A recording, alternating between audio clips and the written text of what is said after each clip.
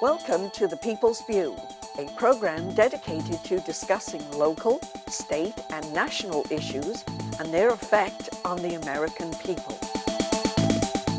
The People's View provides a platform for state representatives and national figures to present their viewpoint.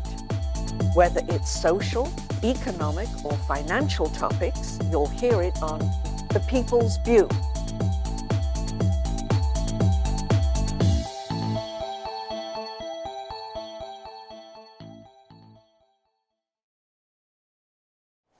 Hello, and welcome to The People's View.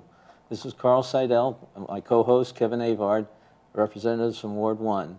This show is sponsored by the Nashua City Republican Committee. And tonight we have Doris Hohensee, a candidate for representative in Ward 3. Doris, what made you run?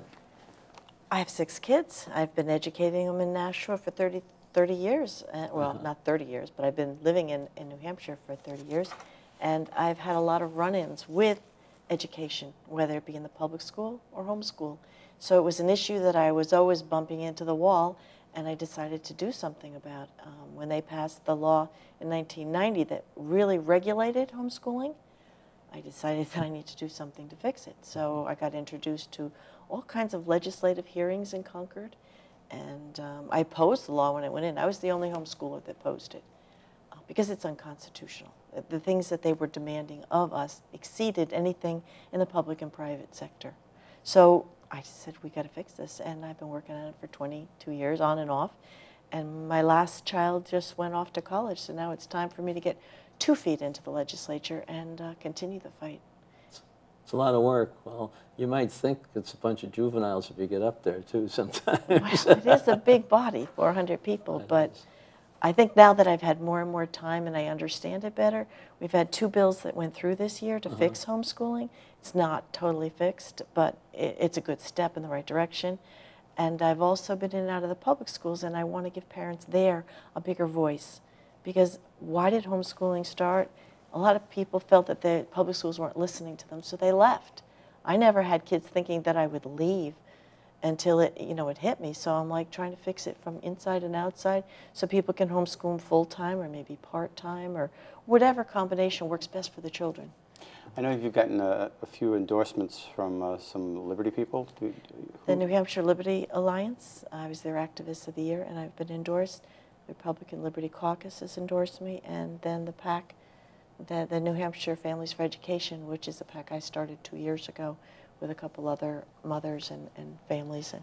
Is J.R. Hull part of that group as well? Or he's been really active up in the State House as far as for homeschoolers and defending the rights for parents. He's been great. He's been on the Home Education Committee along with Laura Jones, and the 2 of them have been very strong advocates for parent involvement in education. When you talk to them, they know their stuff, and that's one of the things that it's very important when you go up to the Capitol that you do your homework. Those 2 right there, they know their topic cold, and I'm sure you do as well. They have 3 and 4 kids, so it's 7 kids. They're protecting their kids. It's that mother bear. They know how to defend their family. They know what's important is raising their children the way they see fit. Because if you sit there and do what the state has sort of imposed upon us, it damages the learning. If I was to go by some of the things that they wanted me to do, I mean, I had to discuss and argue with them. They would have damaged my kids' learning. And, they all went on to college, and we were all fighting for the same thing. So now the law's a little bit more relaxed, so they're not forcing things down our throats. For a while, parents were more afraid of the evaluations than what they should be doing with their child because they felt that the state was going to watch them and then maybe probate them or terminate their program, so they couldn't focus on the job at hand. Right. That fear. So I think we've taken a little of that fear one step back. They still have to do the same evaluations, but the fear is gone. I'm sorry, Carl, but what school did they go to? Are they going to now for college? My oldest went to NYU, then he went to Harvard for physics. He got a PhD. He's now in Berkeley doing a postdoc. The next one went to Cornell. She got a classics major and then a Library of Science in Boston. And she's in Korea married to a military person. then the next 3 went to Princeton, and my youngest at Princeton is now at Urbana getting a physics PhD, and the baby is at Columbia studying math. I wanted to bring that up because see. there's a success with many people who homeschool, and that people are unaware. And when they graduate and they go on to higher learning, they're ready. But it's nothing that I predicted. They did better than I ever did, better than my husband ever did. And I think the biggest thing that we did for them is take the stigma and fear off them. They weren't afraid to try things. They weren't afraid to fail or succeed, whatever comes out. They just explored and were curious, and I prevented a lot of damage from happening to them. And that's all I did. But that's because you knew your kids, too, and you knew how to work I with believed in them. I trusted them. Yeah. It's a real belief. There's an unschooling philosophy among homeschoolers. Some people, and I started this way, where you have to sit down and this is our curriculum, and we'll do it for so many hours a day. And the rest of the day, they're chasing away from it. They don't want to see a book. And then we switched gradually into something that was unschooling, where you follow the child, follow their interests. It was far more productive. They exceeded all expectation using that method, at least through the elementary school years. Well, from the list of those accomplishments, you ought to be very proud of them. I'm proud of the kids. They did great. But they did it. I didn't do it. They did it. Dispel the argument about the social end of it, where, oh, geez, you're homeschooling, and this whole thing on social, they're not going to be developed social. That's such a myth. With a family of 6 kids, there's no lack of sociability. And it's harder to socialize between the age groups because you don't understand them as well if you're not exposed to them. So they had a lot of socialization. Plus the networks, the homeschooling networks, they're incredible. Online, offline, we'd meet at Greeley Park first day of school, have our back-to-school party, where mothers would sit and talk and kibitz about what was important, what they were confused about, and the kids would run around and have a good time. It was, and we'd go on a lot of field trips to Stony Brook Yogurt or wherever somebody proposed. We'd all run off. We'd had spelling bees, geography bees, whatever we wanted, science fairs. Learning became fun. Yeah, they didn't realize that it wasn't fun. They yearned to get on the school bus. So when my oldest was 14, he didn't go on the school bus. We drove him down, and he signed up for school for a week. And after one day, he says, I'm quitting. I said, no. 1 week, you're going to stick it out.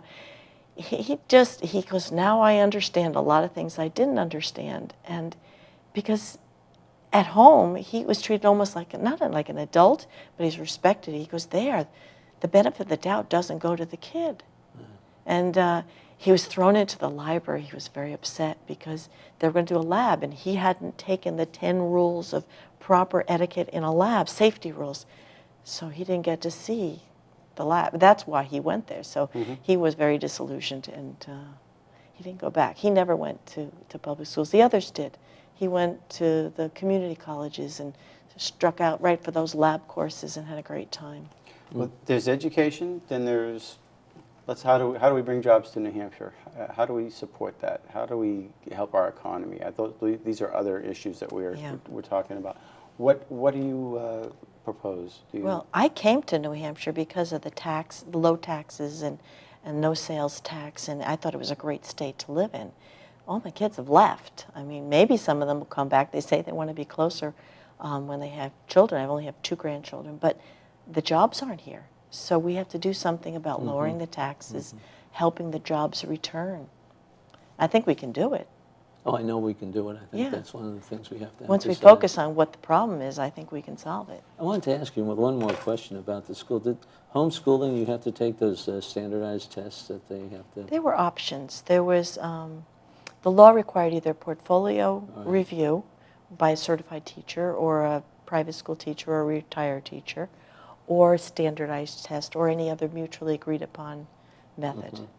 So it gave some flexibility. Okay, so you didn't have to go through what a lot of public schools say. They only have to teach to this test. And, well, a lot of homeschoolers excuse, felt they had to.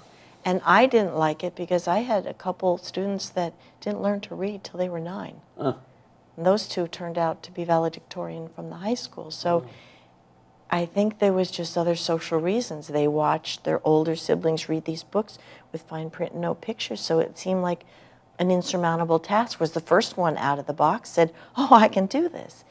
Because nobody else he was, in the family he was given. So there was different dynamics that each one had to deal with. But once those two that read at 9, they were some of my strongest readers. So I knew at that point that it was like toilet training. They'll get to it. I wasn't worried. The first couple, you worry. Towards the end, you understand the process. My son, when I homeschooled, he was reading by the time he was 5 years old. It was amazing. Yeah. And it's just the method. You teach to the student. Right. And because you know the student, and who's going to tutor them better than mom and dad? And you don't need a test because you don't have a body of 30. That's He's reading. You know what they're doing. You don't need to test them to know what they're doing. I had one that read at age 2, and it was a problem because he couldn't understand. He would watch videos. I didn't want to get a video player, but finally had to. And he saw Oliver's Travels in Nashua, and he knew Oliver and Company and Gulliver's Travels. So he's sitting there in the parking lot looking at that sign, and he starts screaming at the age of 2, maybe 2.5 or something, but I'm like trying to understand what his problem was. He decided that it was a video he hadn't seen and somebody was holding it back, and he understood the words completely, so he wanted to know where the video was. Yeah. It was a problem because he could barely understand enough English to convey what why he was not getting the full scoop. But it was just an accident that he learned.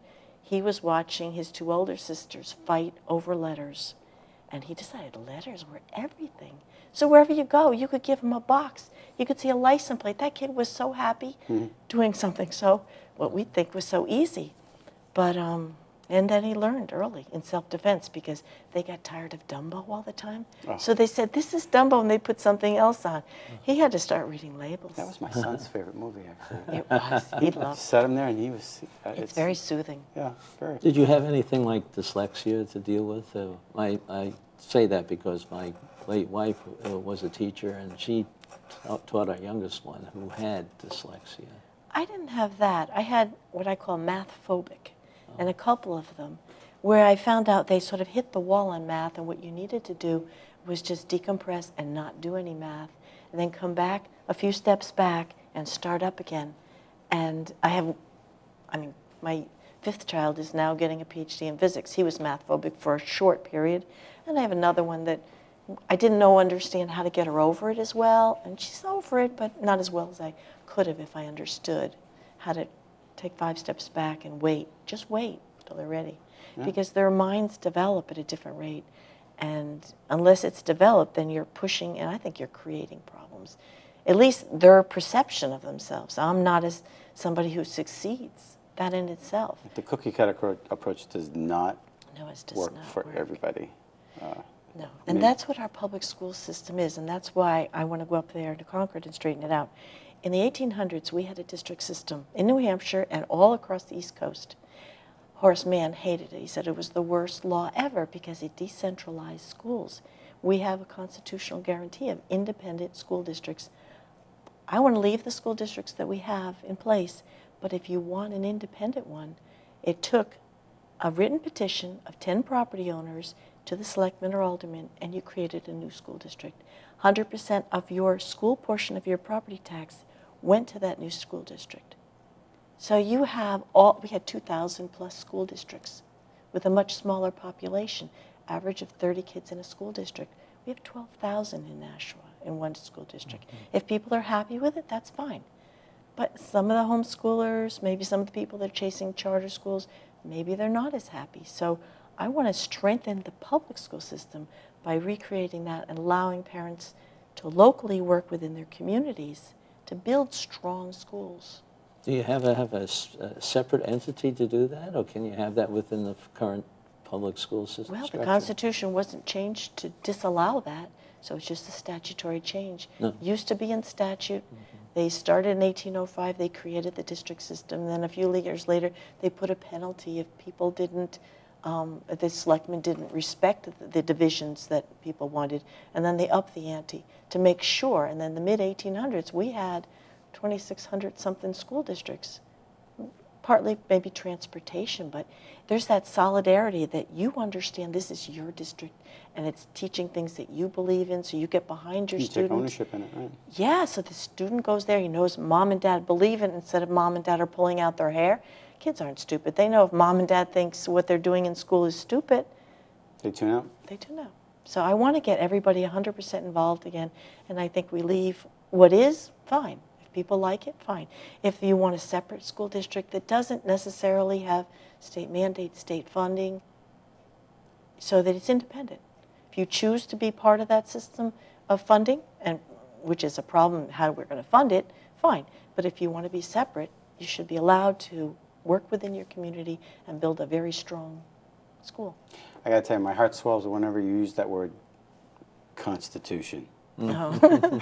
I know it scares some people, but to me, that's we have to keep going back to that and looking back at what the Constitution in its simplest form and say, wait a minute, what did our founders think about? Well, so what if it's the 20th century or 21st century or whatever it is? It's just what worked back then can still work. Yeah. It's called liberty, and I just appreciate that. And nobody coaxed you to say that. And that's No, I've been researching this in self-defense, all of this, and I found, we all know that they left England because of acts of uniformity in the 1500s. So when they came here, they put in Article 6 to respect rights of conscience, to say that we can we have an exclusive right to hire our own teachers. In 68, it was reduced to a right to hire our own teachers. But so what? It's the same thing. We have the right to hire our teachers because we don't want the state telling us what to indoctrinate our kids with. Maybe the state will do a great job, maybe they won't, but we need that guarantee to protect our rights of conscience. And that's what Article 6 is all about in our Constitution, and we're going to make sure it's implemented. Do you think you're going to have a fight when you get up there on something like this? Well, I think it's like anything.